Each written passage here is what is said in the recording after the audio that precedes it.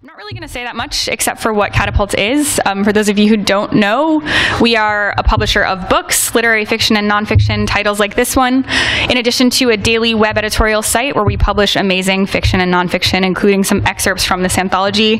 And we also run a robust writing program, a series of 6-week classes, master classes, things to support emerging writers. So yeah, that's what we do. If you have any questions, ask me, ask anyone in the Catapult row over there.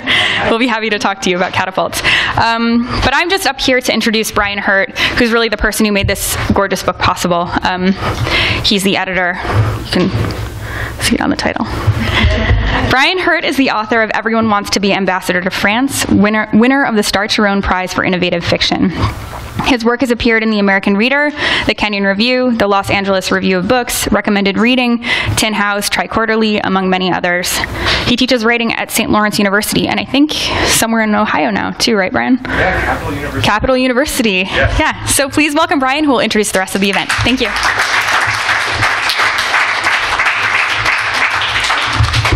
Thank you, Julie. And well, first of all, thank all of you all for coming out. What a wonderful crowd this is, and how wonderful it is to look out and see so many like friendly faces and unfamiliar faces, and just so many faces. Before I get going, I just want to thank a lot of people. So bear with me for just a second. I want to thank everyone at Catapult, who is the world's best publisher as far as I'm concerned. They've put enormous effort into making this book the beautiful book that it is, and they've just worked so hard on it. So thanks to Andy Hunter for emailing me like all hours of the day and sort of sending me most memorably to the dark web, and, in search of a literary magazine there. Thanks to Julie Button for doing endless rounds of revision with me on this book. Jen Abelkovitz and Allison Sinclair, who aren't here, but I want to thank them. To Natalie for so many emails, and to Yuka for all the work that you've done with me in the past couple of weeks as well. I also want to thank my contributors, because this book would be nothing without them. Not only have their stories exceeded my wildest expectations in terms of how wonderful they are, but so did the contributors' enthusiasm, their good spirits, and their endless patience as this book went through nearly 2 years of production to make the edition that we have in front of us now. So they put up with countless, so many emails from me, so many requests, and so many proposals, and not once did they say, hey, Brian, leave me alone. So I am eternally grateful for them. I guess I want to talk just for a moment about the book itself too. I would say I came to the topic of surveillance not as someone who had a particularly strong political conviction about it. I think like everyone else at the time of the Snowden revelations, I processed the news and I felt like a particular and kind of helpless outrage about it. It's sort of an outrage that was sort of trained into me after 8 years of the Bush administration and all the horror that was perpetuated. I was like, well, another horrible thing that's happening that feels out of my control. And so I just sort of digested it in that way. But, I was drawn to the topic because, I was outraged, I guess, in that sense. But I also felt really, really complicit in the topic as well. Around the same time as the revelations broke, my wife and I bought a baby camera for our newborn son so that we could watch him while he was sleeping. Because, the idea is that if you can see him sleeping, he's not going to suffocate himself to death and die in the morning.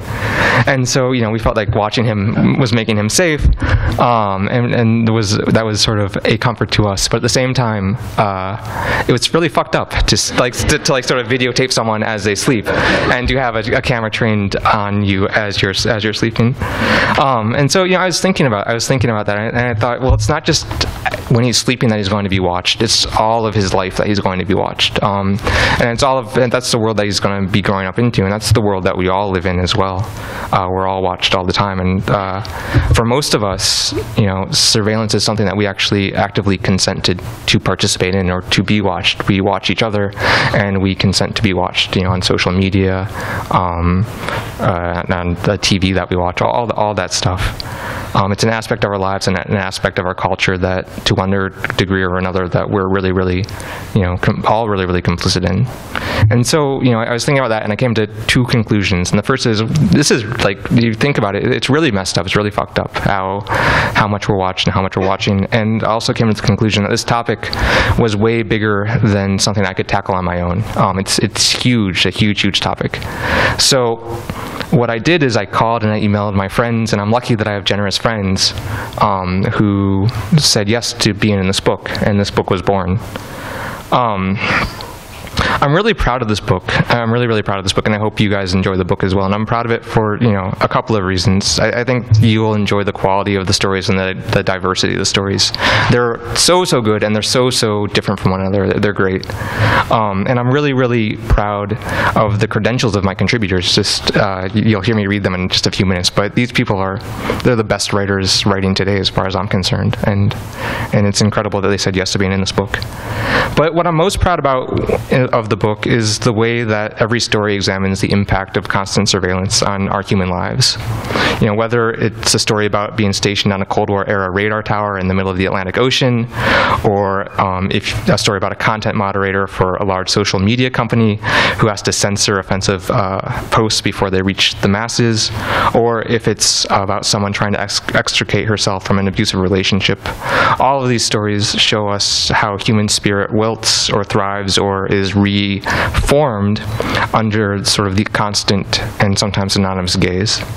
And they're really, really, really incredible stories.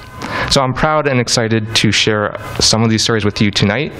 And so my plan is this. I'm going to introduce all of the contributors at once so that you know who's reading, and I think you all know them pretty well.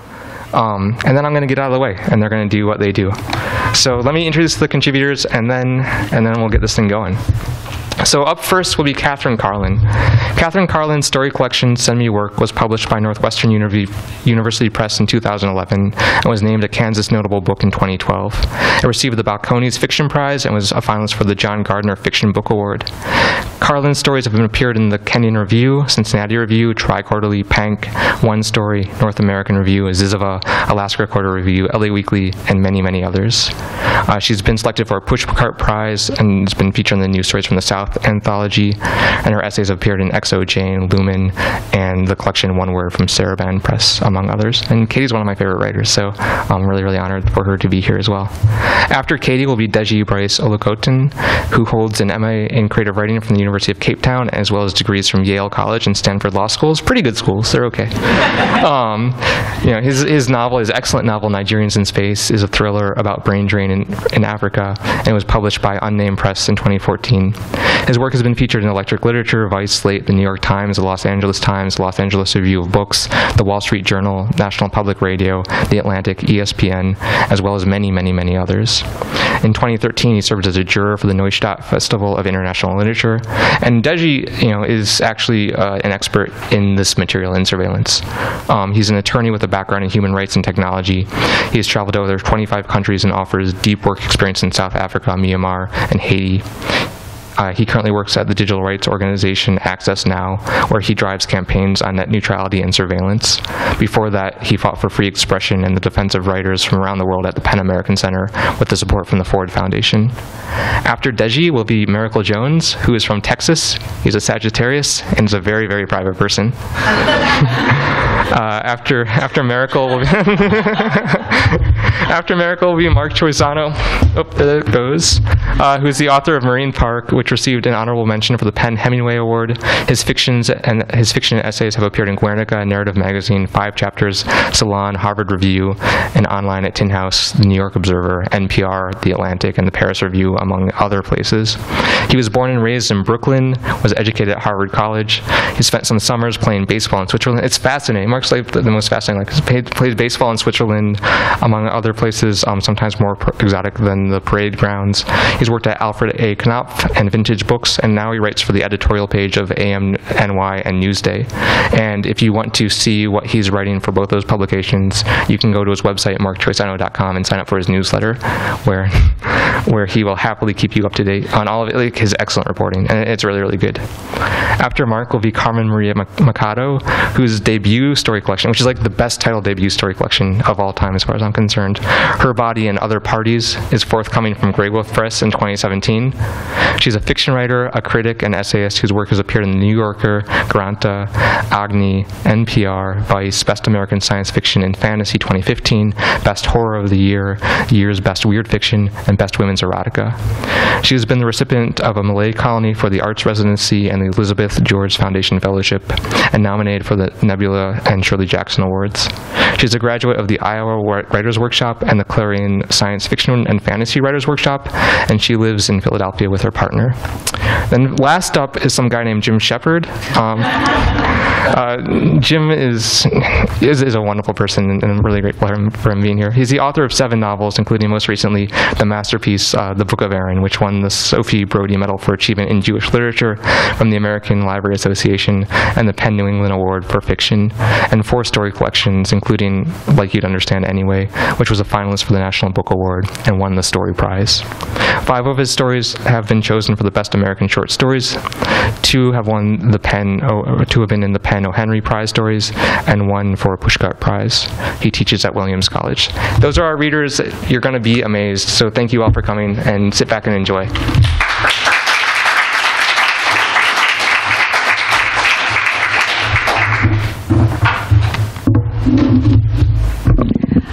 Just before I begin reading, I do want to say the person that Brian forgot to thank is Brian Hurt, who edited this book and was just a wonderful, generous person to work with and a conscientious editor.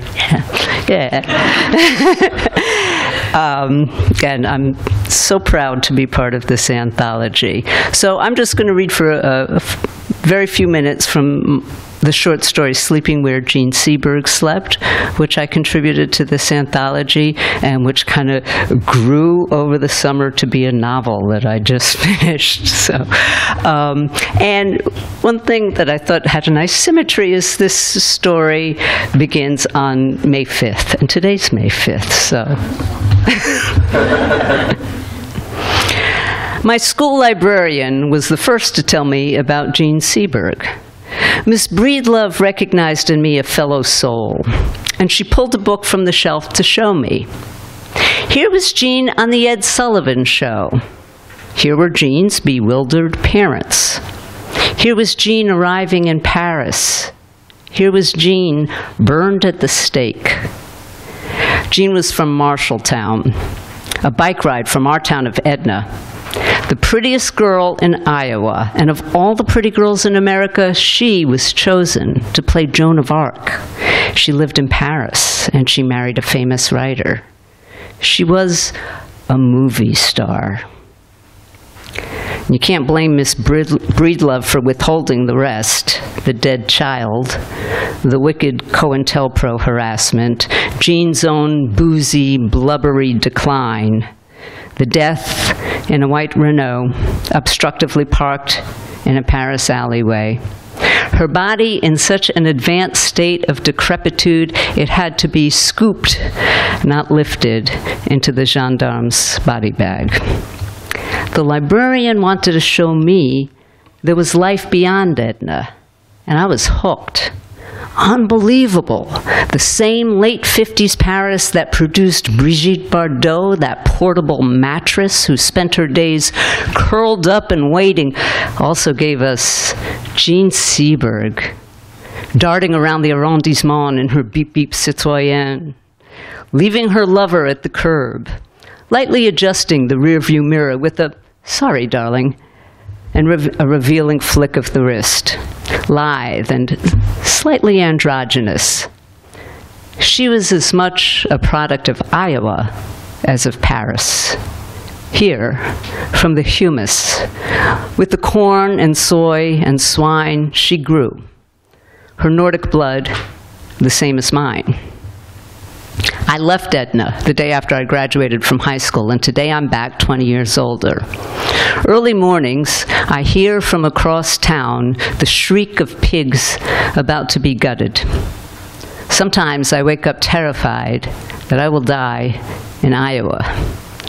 Although I'm only 38, Gene Seberg died at 40. And when I was a teenager, that seemed like a good long life. Who wouldn't want to die upon finding herself 40? And now I'm close enough to smell the blood. I lie in bed and listen to the hogs, and I count all the bad choices that forced me back to Edna. At one time, elms and oaks lined the streets of Edna, but they've been dismantled by disease and by guys in orange vests bobbing overhead in cherry pickers. Trash trees, hackberries, locusts, Arizona ash have replaced them. The sidewalk is littered with spongy green pods and the yolky innards of cardinal eggs. I'd forgotten how clammy and cold the Midwestern spring could be, crystallized fog bearing down hard. Already the cherry pickers were out, amputating limbs still in bud. The thrum of a bass came from somewhere, and it got louder and louder, and then there was a tattoo of horns. I had forgotten. It was Cinco de Mayo. What if Gene Seberg's passions had been allowed to flare up and die, as a man's would be? Maybe then there would be no infant buried under the Marshalltown willows, no abandoned Renault. Jean herself, in her 70s and thick with brie, would be wearing muumuus in a Parisian apartment and granting the occasional interview to the perseverant Godard fan or Belmondo biographer. It pleases me to think that that baby, Nina Gary, would have grown, like other second-generation Euro-Americans, dour like her father, plucky like her mother, maybe an actress, choosing roles in communally made Danish films or playing heroin-addicted bounty hunters in gritty indie flicks. But Jean was a woman who had ideas, an attractive woman who had ideas, and that was why she had to be neutralized.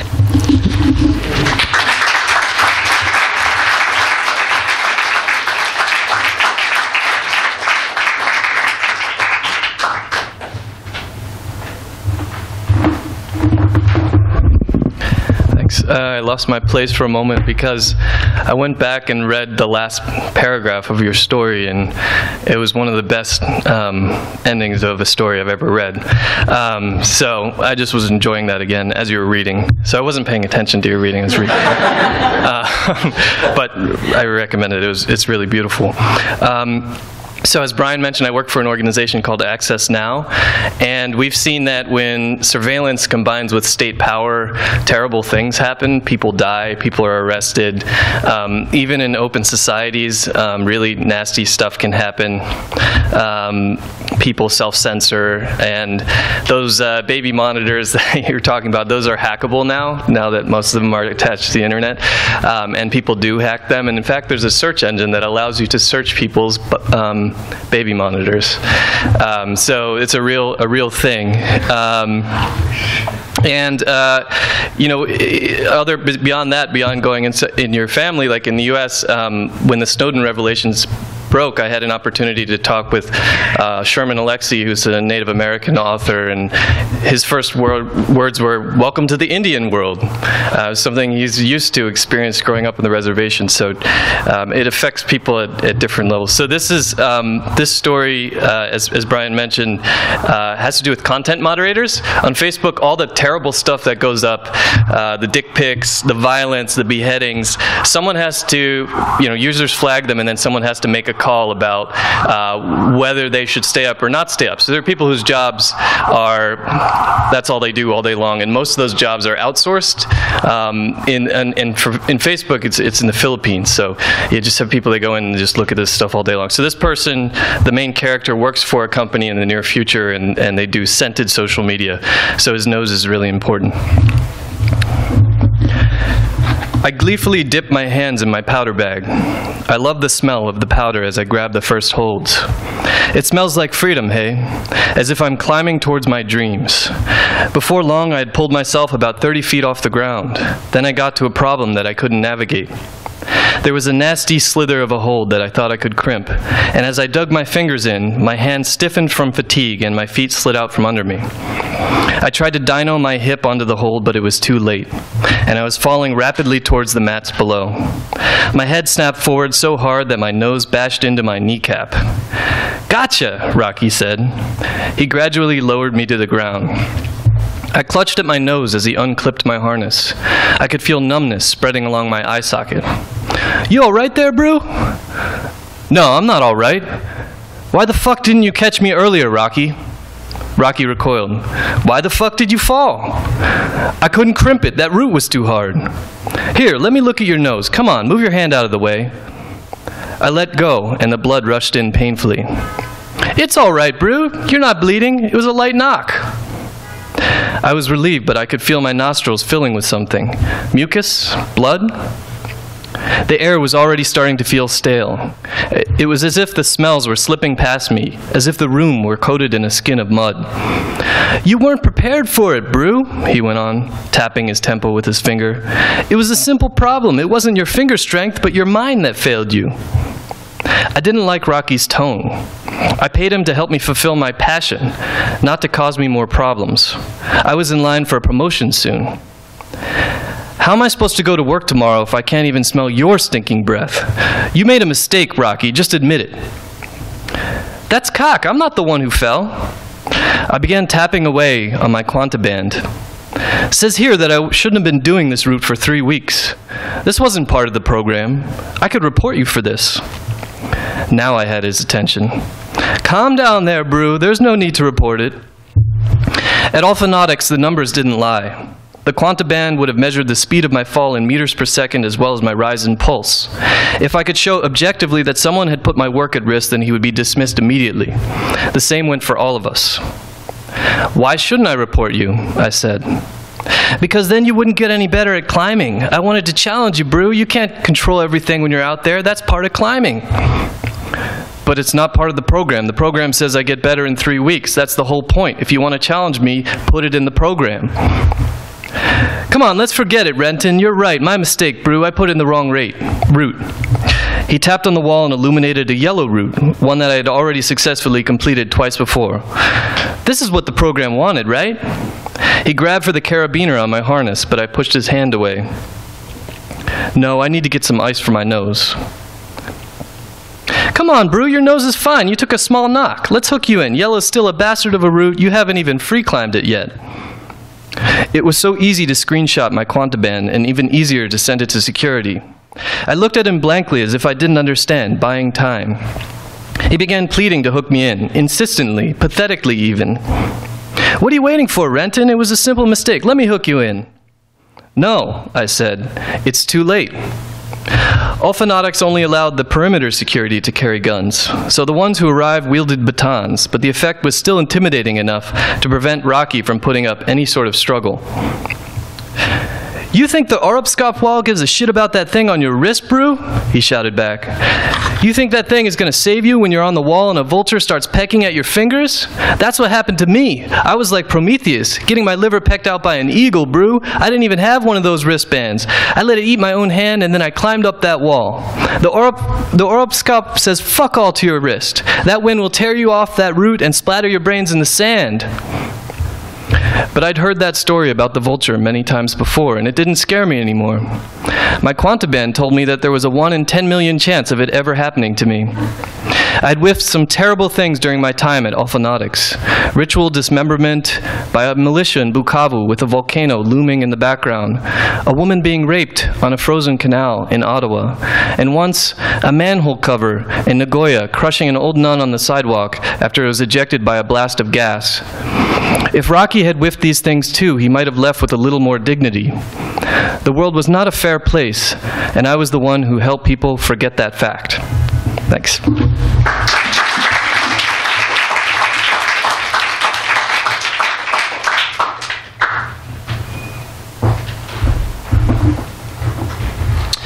I want to thank Brian and Catapult and everybody that did this book. It's such a fun book to be a part of. I'm not going to read anything from it, though. I wrote something for tonight, so I'm just going to read that.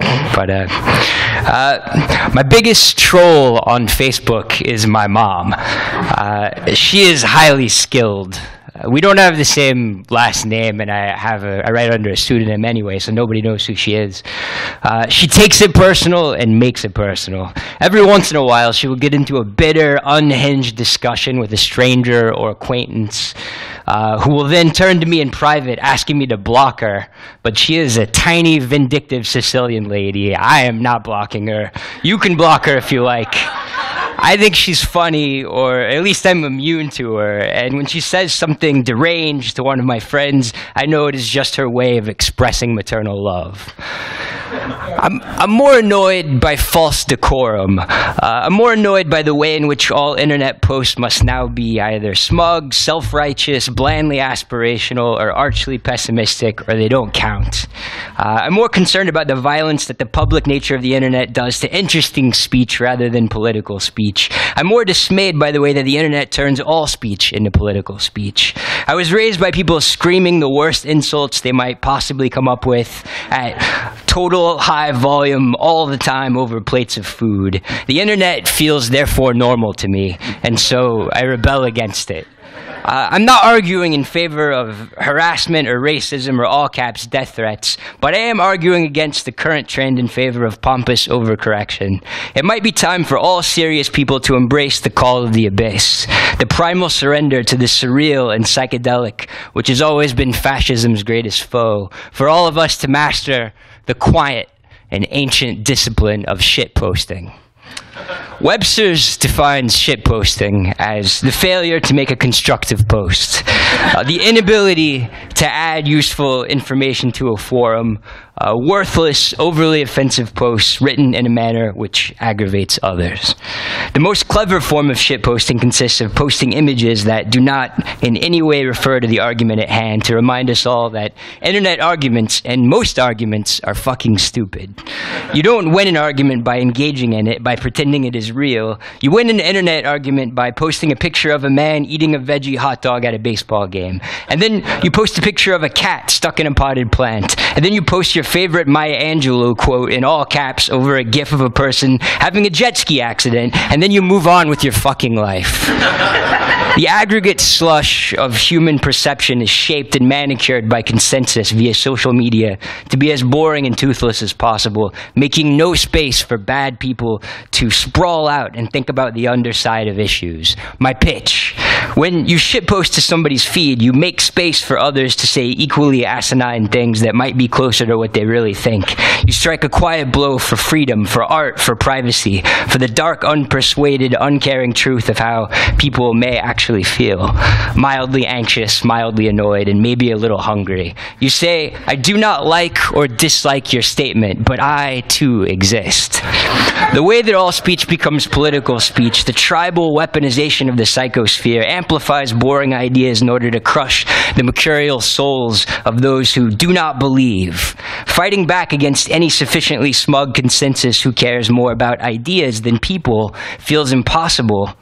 The daily assault on the senses of boring opinions and worthless screeds by people who have no interest in crafting clever prose is catastrophic and has one of those famous chilling effects on the desire to produce dangerous work. I don't have a cell phone, I don't vote, I don't have a Twitter account, I am barely a person. But the more private you are these days, the more powerless you feel.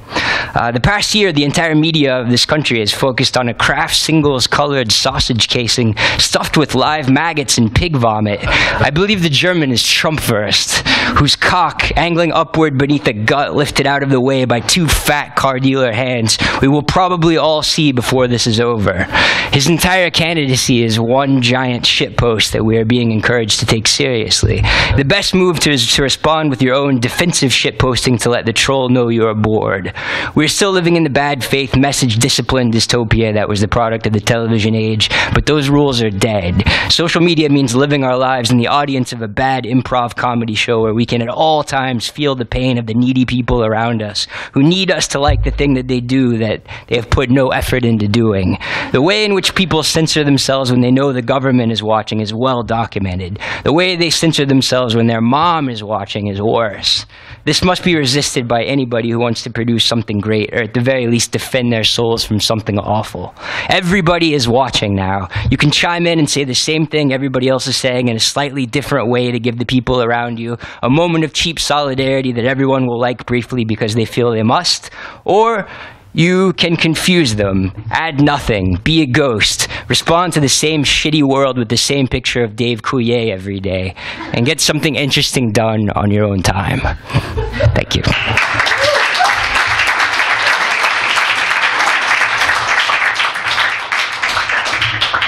I said to Brian before this happened. I was like, don't put me after Miracle Jones. Like, come on.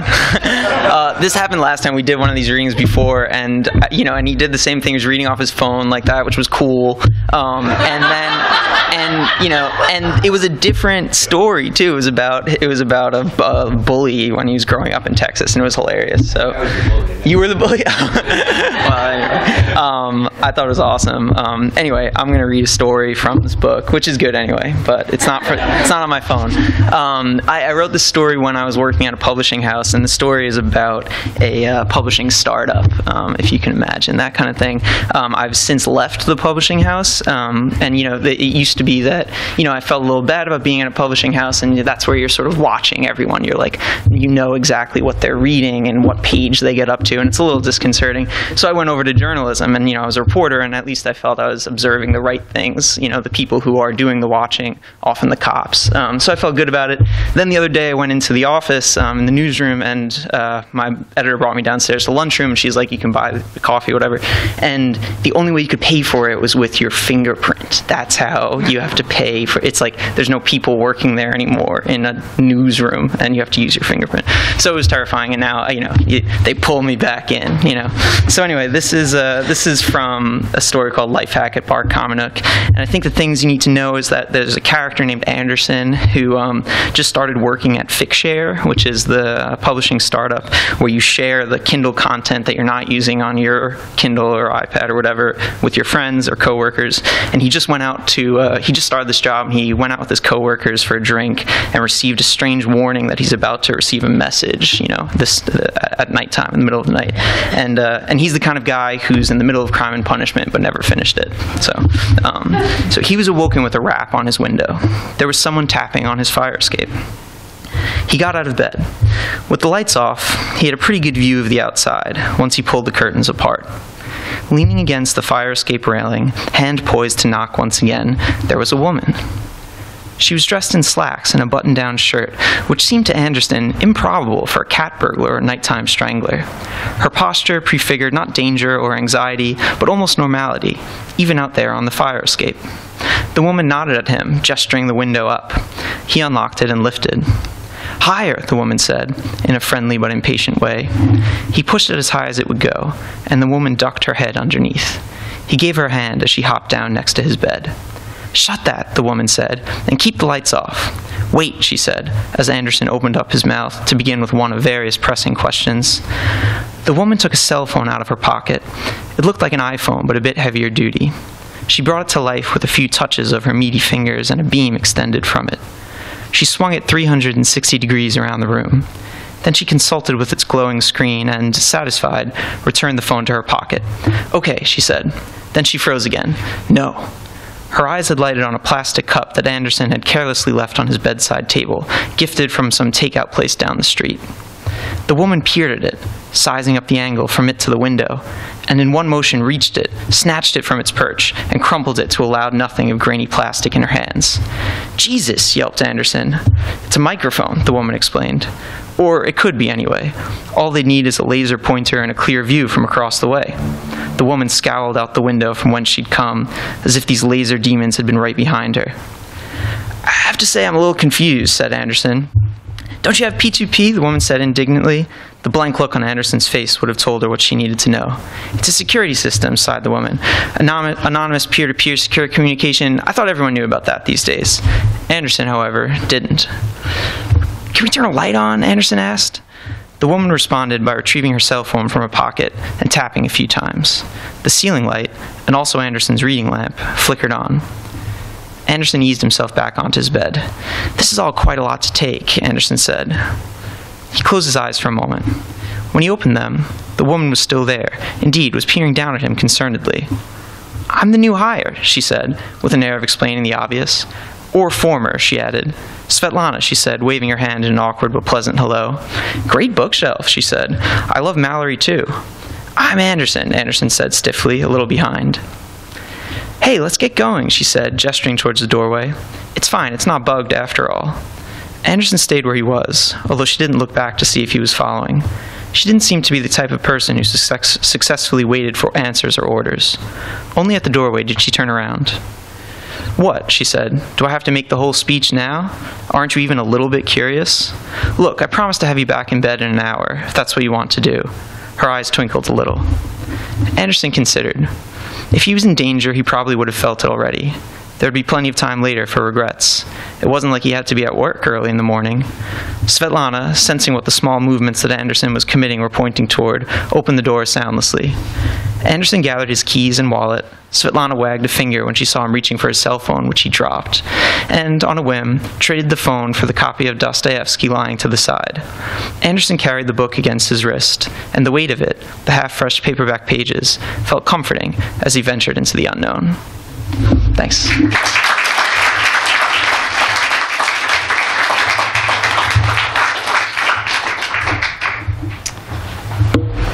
Hello. So when Brian asked me to write a story for this anthology, I was in the middle of a stressful time in my life, and I was watching a lot of Judge Judy on YouTube, where I watch Judge Judy, and you can see the episodes they get taken down pretty quickly, but they get put up just as quickly, so you can actually watch quite a bit of it. And that was sort of the inspiration for the story. So it's actually it's like a script format, and I'm going to do all the voices.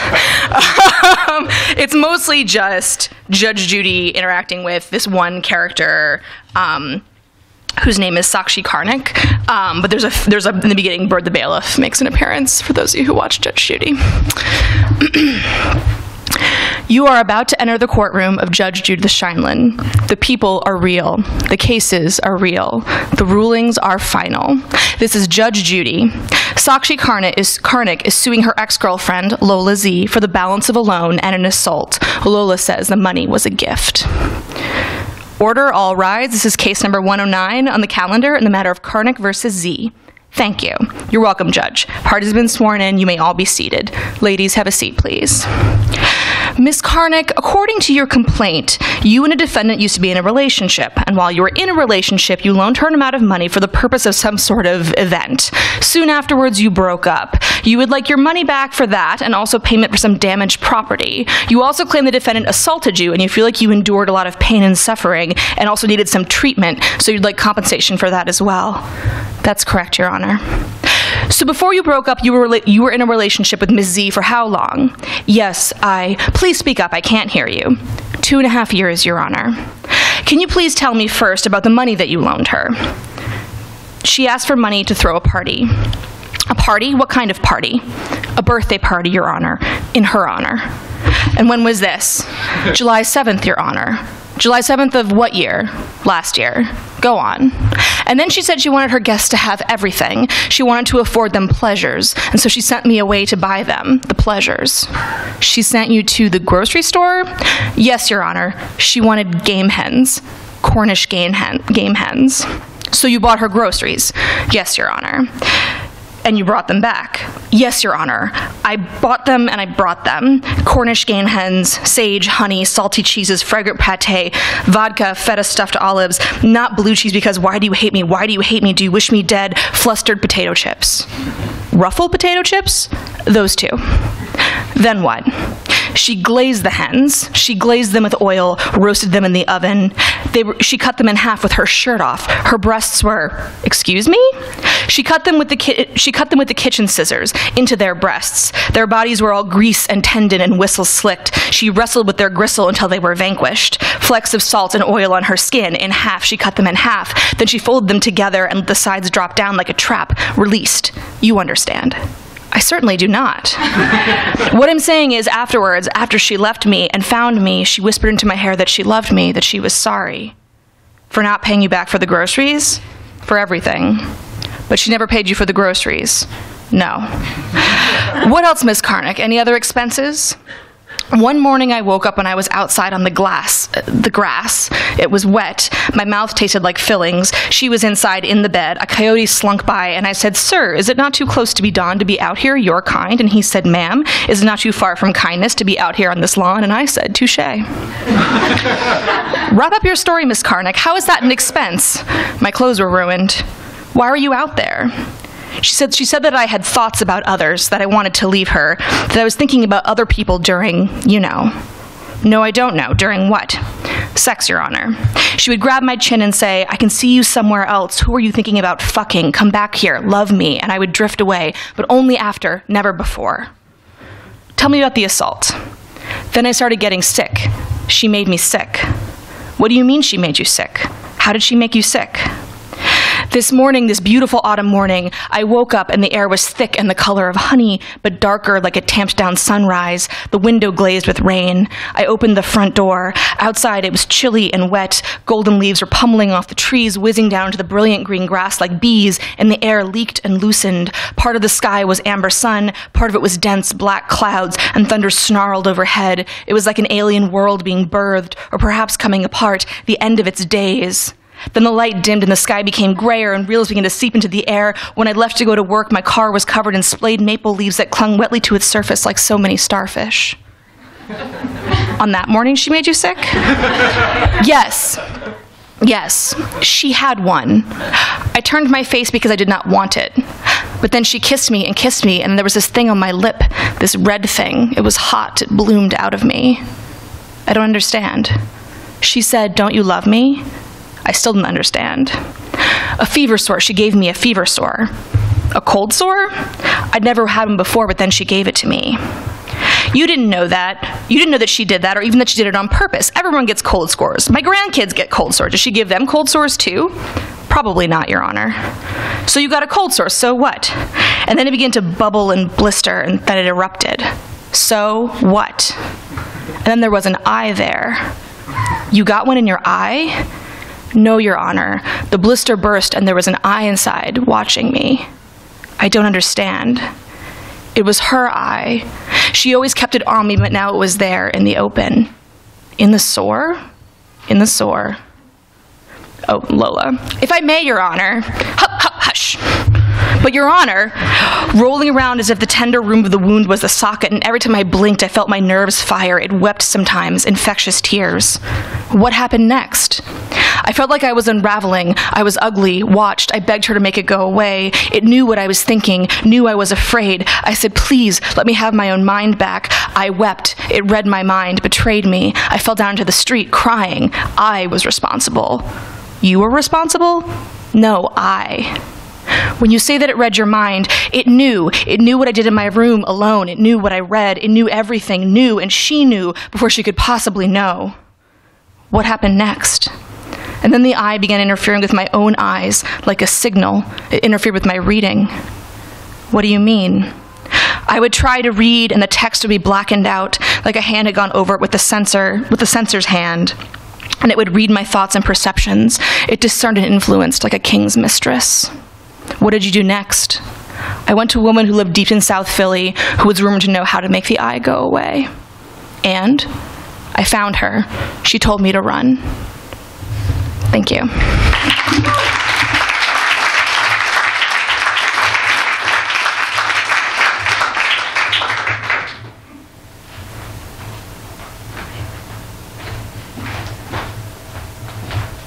Hi, Brian. Hey, Jim. Congratulations again, and to you and the Catapult on this thing. That's kind of cool, don't you think? Pretty good. Yeah. And what better way to fight surveillance than short fiction? This is the beginning of a story that first showed up in electric literature, and it's called Safety Tips for Living Alone. 25 years before Texas Tower No. 4 became one of the Air Force's most unlikely achievements and most lethal peacetime disasters, marooning each of 19 Air Force wives, including Ellie Phelan, Betty Bakke, Edna Kovarik, and Jeanette Leno, in their own little stew pots of grief and recrimination. The 6-year-old Ellie thought of herself as forever stuck in Kansas, someone who would probably never see Chicago, never mind the Atlantic Ocean. Her grandfather wore his old brown duster, whatever the weather, and when he rode in her father's convertible, always insisted on sitting dead center in the back seat with a hand on each side of the top to maintain the car's balance on the road. This was back when the Army was running the Civilian Conservation Corps, the Navy was exploring the pole with Admiral Byrd, and the Air Corps was still flying the mail in open cockpit biplanes. Gordon had reminded her of her grandfather in a way that stirred her up and set her teeth on edge. She'd first noticed him when he'd stood on the Ferris wheel before the ride had begun to make sure another family's toddlers had been adequately strapped in. And her first words to him when they'd been introduced had been, "Who made you the Ferris wheel monitor?" And when he'd answered, "Isn't it amazing how much guys like me pretend we know what we're doing?" She'd been shocked by how exhilarating it had been to catch a glimpse of someone who saw the world the way she did. She'd always been moved and appalled by the confidence that men like her grandfather and Gordon projected when it came to getting a handle on their situations. But like her grandfather, he had a way of responding to her as if she would come around to the advantages of his caretaking. And she surprised herself by not saying no when, after a few months of dating, he'd asked her to marry him. That night, she stood in her parents' room in the dark, annoyed at her turmoil, and had switched on their bedside lamp and told them the news. And when they reacted with the same dismay that she felt, she found herself more and not less resolved to go ahead with the thing. By 1950, the Department of Defense had determined that the radars carried on Navy picket ships and Air Force aircraft on station were not powerful enough to detect incoming Russian bombers sufficiently far offshore to enable fighter interception. The radar stations comprising the distant early warning system arcing across the far north of the continent provided some security in that direction.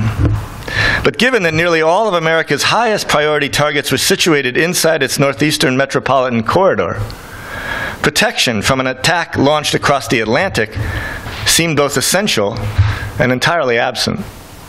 The Air Defense Command, in response, urgently ordered the Priority 1 construction of 5 platforms along the northeast coast in a line from Bangor to Atlantic City.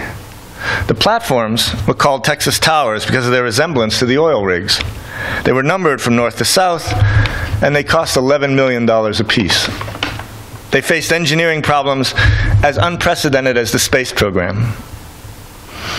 Tower number 4 in particular had presented a much greater challenge than the other towers, since its footings would stand in 185 feet of water, more than 3 times as deep as the others. In 1955, the maximum depth at which anyone had built a structure under the sea was 60 feet. And that had been the Gulf of Mexico. Because of that, the Air Force had decided that Tower 4 would require bold new thinking in its conception, and had hired a firm known for its bridge design. The firm had had no experience at all in the area of ocean engineering for marine structures. Tower number 4 stood on 3 hollow legs 300 feet long. The legs were only 12 feet in diameter, and they were braced by 3 submarine tiers of 30-inch steel struts. The main structure was a triangular, triple-leveled platform that stood 70 feet above the waves. From its concrete footings on the seafloor to the top of its ray domes, it was the equivalent of a 30-story building standing out in the ocean. For the most part, oil drilling platforms had weathered the storms and seas of the Gulf of Mexico, but the Gulf, at its worst, was nothing like the North Atlantic. And something was already wrong with Tower number 4. Unlike the others, it moved so much in heavy weather, or even in a good strong wind, that everyone who worked on it called it Old Shaky, or the Tilton Hilton. I'm going to stop there. Thank you.